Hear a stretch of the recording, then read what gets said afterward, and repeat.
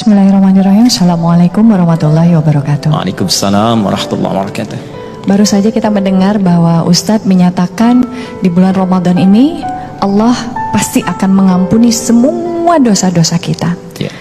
Di dalam surat An-Nisa ayat 48 Allah berfirman bahwa sesungguhnya Allah tidak akan mengampuni dosa syirik atau menyekutukan Allah. Ya. Nah, apakah di bulan Ramadan ini dosa itu juga mendapat keistimewaan? Dosa syirik akan diampuni oleh Allah, tapi apakah manusia juga harus bertobat dulu dari syiriknya, baru kemudian Allah baru mengampuni dosa-dosanya di bulan yang penuh rahmat dan makfirah ini? Terima kasih. Baik. Assalamualaikum. Assalamualaikum. Ini bagus pertanyaannya. Bertanya dan langsung dijawab sendiri dia. Ada isyaratnya. Baik.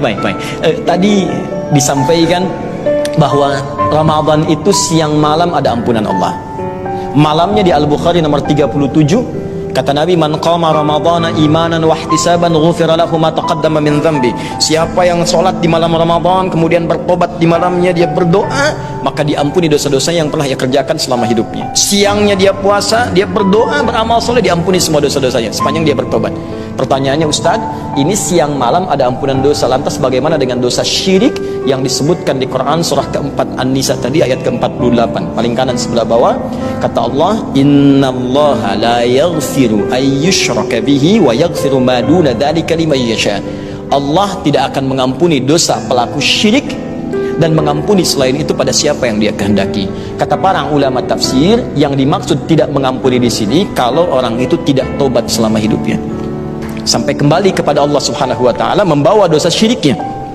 Karena itu kalimatnya menggunakan la. Jadi ada la, ada lan, ada lam, itu beda. La dengan lan itu berbeda. Kalau kalimatnya lan, itu berarti harfu nafyin wastiqbalin, never maknanya, nggak akan pernah. Di kalau lan misalnya innallaha la yaghfiru, itu sampai kiamat pun tidak akan pernah diampuni. Tapi kalau kalimatnya la, pernah musyrik, tobat sebelum kiamat kurang 2 hari, tobat misalnya, tobat, menangis dia jatuh air matanya, maka turun ampunan Allah Subhanahu wa taala, diampuni dosa-dosanya dan bisa kembali kepada Allah dengan maghfirahnya. Pernahkah kita dengar kisah banyak di zaman Nabi orang yang syirik?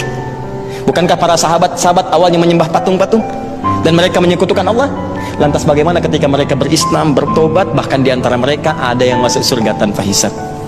Kalau Allah tawarkan surga pada ahli syirik untuk bertobat dan belum mampu membuat mereka kembali kepada Allah, maka dengan cara apa lagi Allah kemudian harus memuliakan dan mengampuni dosanya? Maka turunlah di sini Quran surah ke-39 ayat 53. Quran surah 39 ayat 53. Ya, qul ya ibadiyalladzina asrafu ala anfusihim. Kata Allah Muhammad SAW, katakan pada semua hambaku, kalau merasa punya dosa banyak, jangan putus asa dari rahmatku. Rahmatku lebih luas daripada murka yang aku siapkan. Innallaha yaghfiru dzunuba jami'a. Sepanjang dia mau tobat, semua dosa akan Allah ampuni tanpa batasan.